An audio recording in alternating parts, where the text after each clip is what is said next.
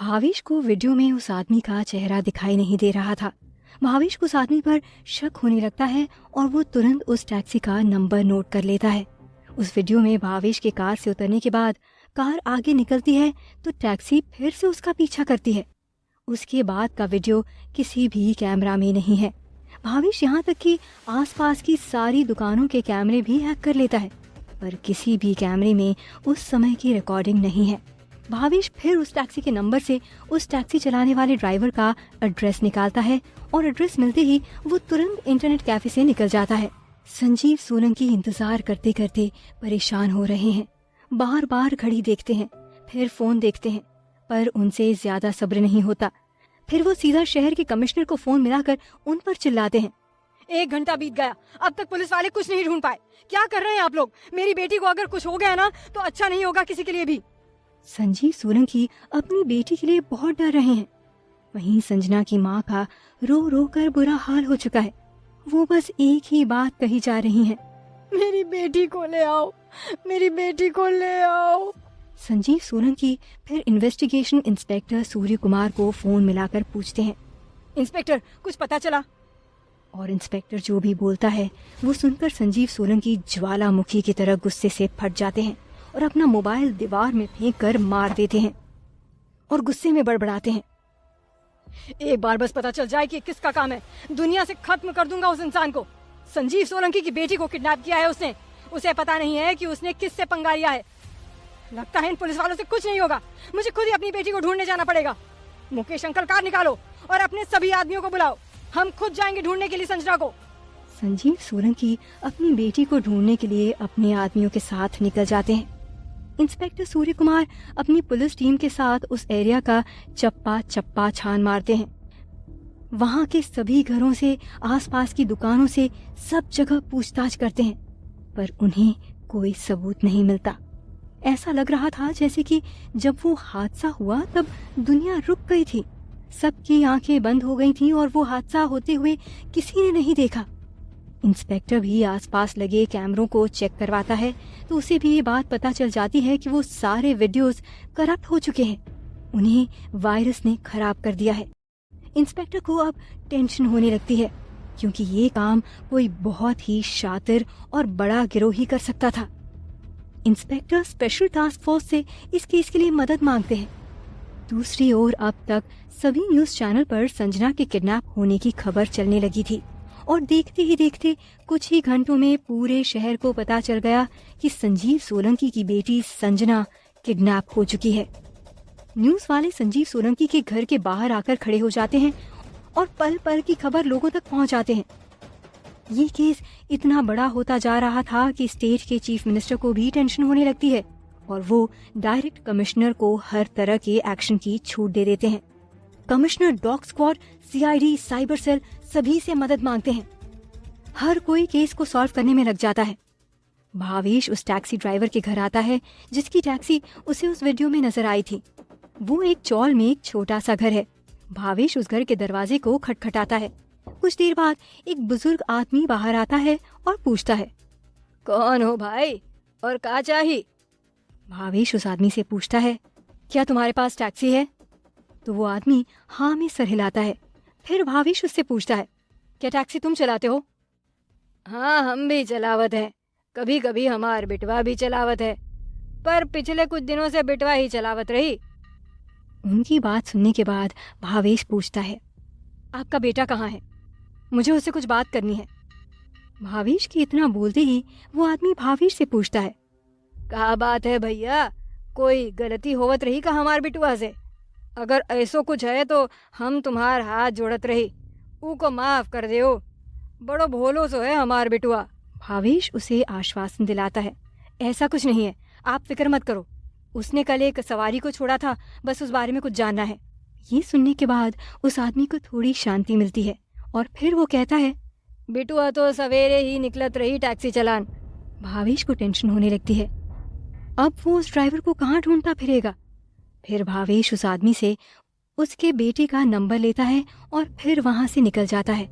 भावेश पूरे रास्ते उस टैक्सी ड्राइवर को फोन लगाता है पर वो टैक्सी ड्राइवर फोन नहीं उठाता। वहीं दूसरी ओर संजीव सोलंकी अपने आदमियों के साथ अपने सारे दुश्मनों के घर जा रहे हैं और पता करने की कोशिश कर रहे हैं कि क्या किसी का इस किडनैपिंग में हाथ है या नहीं। पुलिस भी पूरी कोशिश कर रही है पर उन्हें कोई छोटा सा भी सुराग नजर नहीं आ रहा। साइबर सेल को ही कुछ भी समझ नहीं आ रहा है और ना ही स्पेशल टास्क फोर्स को। दोपहर से शाम हो गई है। अब उस झोपड़ी में जहाँ संजना है वहाँ और ज्यादा अंधेरा होने लगा है। संजना की आंख खुलती है और वो खुद को एक अंधेरे झोपड़ी में रस्सियों से बंधा हुआ पाती है। झोपड़ी की सड़ी हुई महक को संजना बर्दाश्त नहीं कर पाती। संजना छटपटाती है, रस्सियां खोलने की कोशिशें करती है पर कामयाब नहीं हो पाती। आसपास का माहौल देखकर वो डरने लगती है और मदद के लिए चिल्लाती है, कोई है, बचाओ मुझे, कोई है, बचाओ मुझे, बचाओ। संजना कुछ देर तक चिल्लाती रहती है। उसकी आंखों से लगातार आंसू बह रहे हैं। तभी दरवाजा खुलता है और पन्नू गिलास में पानी लेकर झोपड़ी के अंदर आता है। झोपड़ी में एक तरफ पूरी तरह अंधेरा होने की वजह से पन्नू का चेहरा नजर नहीं आ रहा था, पर पन्नू संजना को देख पा रहा था। संजना उस शख्स को देखते ही रोते हुए कहने लगती है, कौन हो तुम? मुझे क्यों पकड़ रखा है? प्लीज मुझे जाने दो।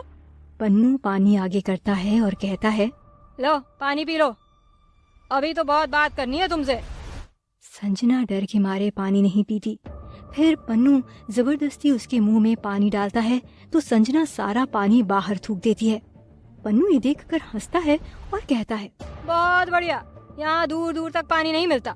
मैं बहुत मुश्किल से तुम्हारे लिए पानी लेकर आया था, पर शायद अब तुम्हें बिना पानी के ही मरना पड़ेगा। ये सुनते ही संजना को झटका लगता है। उसके चेहरे का खून सूख जाता है, डर साफ साफ दिखने लगता है और फिर वो पन्नू से रिक्वेस्ट करती है, देखो तुम जो भी हो मुझे जाने दो। तुम जितना चाहो उतना पैसा मैं तुम्हें दिलवा दूंगी। मेरे पापा के पास बहुत पैसा है, तुम्हारी जिंदगी बदल जाएगी। बस मुझे छोड़ दो। मैं ये भी वादा करती हूँ कि पुलिस को तुम्हारे बारे में कुछ भी नहीं बताऊंगी। पन्नू बस मुस्कुराता रहता है और कुछ नहीं कहता। संजना काफी देर तक उससे रिक्वेस्ट करती है, पन्नू बस देखता रहता है। फिर जब संजना चुप होती है तो पन्नू उससे कहता है, तुम समझ नहीं रही हो, मुझे खतरा तुमसे या पुलिस वालों से नहीं है, तुम्हारे अंदर जो सिस्टम है उससे है। संजना को समझ नहीं आता कि पन्नू किस बारे में बात कर रहा है और वो हैरानी के साथ कहती है, सिस्टम? तुम ये सब क्या बोल रहे हो? पन्नू ये जवाब सुनते ही पागलों की तरह हंसने लगता है। संजना को डर लग रहा है कि आखिर अचानक से ये हंसने क्यों लगा। मैंने कोई गलती तो नहीं कर दी। संजना अपने कांपते होठों से बोलती है, तुम हंस क्यों रहे हो? पन्नू हंसते हंसते एकदम से संजना के करीब आता है और उसे घूरते हुए कहता है, तुम्हें लगता है कि तुम मुझे आसानी से बेवकूफ बना लोगी और मैं बन जाऊंगा? पर मैं तुम्हें बता दूं, जिस सिस्टम के दम पर तुम खुद को इतना होशियार समझ रही हो, उस सिस्टम से कहीं ज्यादा शातिर मैं हूँ। तो बेहतर होगा तुम मुझे उस सिस्टम से मिलवा दो। संजना बुरी तरह घबरा रही है और फिर घबराते हुए कहती है, मैं सच बोल रही हूँ, मैं सिस्टम के बारे में कुछ नहीं जानती। मुझे नहीं पता तुम किस बारे में बात कर रहे हो। पन्नू मुस्कुराते हुए कहता है, ठीक है, तुम नहीं बताओगी तो मेरे पास और भी तरीके हैं पता करने के। पन्नू फिर संजना की ओर बढ़ने लगता है। संजना और ज्यादा डरती है, पीछे हटने की कोशिश करती है पर पीछे दीवार है। वो एकदम से सिकुड़ कर बैठ जाती है और हाथ जोड़ती है और कांपते होठों से छोड़ने की गुहार लगाती है, पर पन्नू उसकी ओर बढ़ता रहता है और अपना हाथ संजना की ओर बढ़ाता है। संजना चीखती है, चिल्लाती है जैसे कि उसका अंत समय आ गया हो। दूसरी ओर भावेश उस टैक्सी ड्राइवर को अभी भी ढूंढ रहा है। वो बार बार उसका नंबर मिलाता है पर कोई फायदा नहीं। वो ड्राइवर फोन नहीं उठा रहा। भावेश फिर उस नंबर की लोकेशन निकालने की कोशिश करता है और अपनी हैकिंग स्किल्स की मदद से उसे वो लोकेशन मिल जाती है। भावेश तुरंत उस लोकेशन की ओर भागता है। कुछ ही देर में भावेश उस टैक्सी वाले को ढूंढ निकालता है और उससे पूछता है, सुनो, मुझे तुमसे एक मदद चाहिए। क्या कल तुमने मेन हाईवे के पास एक सवारी को छोड़ा था? टैक्सी ड्राइवर थोड़ा सोचता है और कहता है, हाँ छोड़ा तो था, पर बात का है भैया? भावेश तुरंत पूछता है, क्या तुम बता सकते हो कि वो दिखने में कैसा था? तभी टैक्सी ड्राइवर कहता है, का बताएं भैया, बहुत ही अजीब इंसान था बुड़बक। ऊ ससुरे ने चेहरो तो कपड़े से ढको तो बस ऊ कार को पीछा करत के लिए बोलत रही। फिर जबरदस्ती हमार टैक्सी ऊ कार के सामने रुकवा दी। कहत रही कि ऊ कार में ऊ की माशूका बैठी है और ऊ उसको अलग तरीके से वो का कहत रही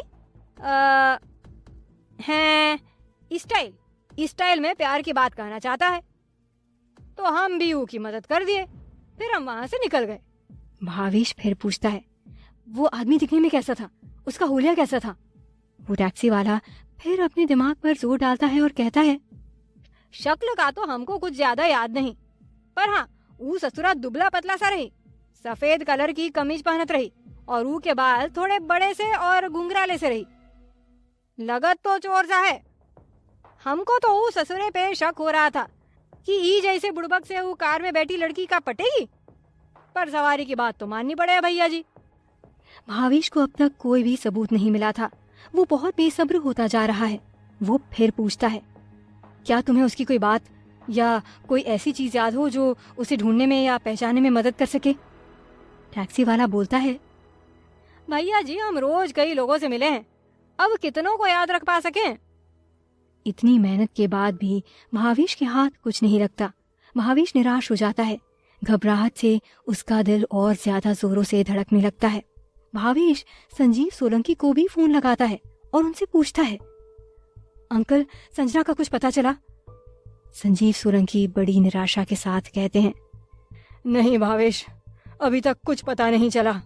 फिर भावेश पूछता है, क्या आपको रैंसम के लिए कोई फोन आया?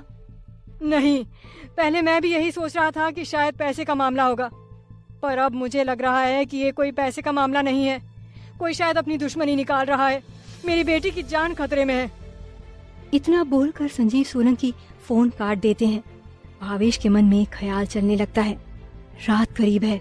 अगर रात से पहले संजना को नहीं ढूंढ पाया तो शायद संजना फिर कभी नहीं मिलेगी। मुझे अपनी सारी पावर्स का इस्तेमाल करना होगा। फिर से उस जगह जाकर देखता हूँ जहाँ से वो किडनैप हुई है, शायद कुछ मिल जाए। भावेश फिर उस जगह जाने के लिए निकल जाता है। भावेश कुछ देर के बाद उस जगह पर आ जाता है जहाँ संजना की कार खड़ी है। वहाँ अब डॉग स्क्वाड पूरी एरिया को सर्च कर रहा है। भावेश चारों तरफ देखता है और सिस्टम से पूछता है, सिस्टम क्या तुम किसी तरह पूरे एरिया को स्कैन करके मुझे दिखा सकते हो? सिस्टम का नोटिफिकेशन आता है, होस्ट सिस्टम के पास ऐसी कोई पावर नहीं है। भावेश निराश हो जाता है। तभी भावेश के कानों में एक पुलिस इंस्पेक्टर की बातें पड़ती हैं। वो आपस में बातें कर रहे हैं। इन कुत्तों को कुछ तो मिल रहा है, किसी संदिग्ध की महक तो मिल रही है, पर वो थोड़ी दूर हाईवे तक जाकर खत्म हो जा रही है। हाईवे पर शायद बहुत ज्यादा महक आपस में घुल गई हैं। शायद उस इंसान को पहले से भी पता था, इसलिए उसने कुत्तों को भी गुमराह करने के लिए बहुत सारी महकों का जाल बिछाया है। इसलिए वो समझ नहीं पा रहे। अब वो इंसान तो है नहीं कि अपनी अक्लमंदी से कई सारी महक के बीच में उस एक महक को पहचान ले। ये सब सुनने के बाद भावेश कुछ सोचने लगता है और तभी उसकी नजर रास्ते के किनारे पर पड़े एक मरे हुए कुत्ते पर जाती है। उस कुत्ते की लाश को म्युनिसिपैलिटी के लोग उठाकर ले जा रहे हैं। भावेश को एक आइडिया आता है और वो तुरंत सिस्टम से पूछता है, क्या तुम एक डॉग को डिकम्पोज करके उसकी स्निफिंग पावर प्रोसेस कर सकते हो? सिस्टम का तुरंत नोटिफिकेशन आ जाता है, होस्ट हाँ ये काम सिस्टम कर सकता है।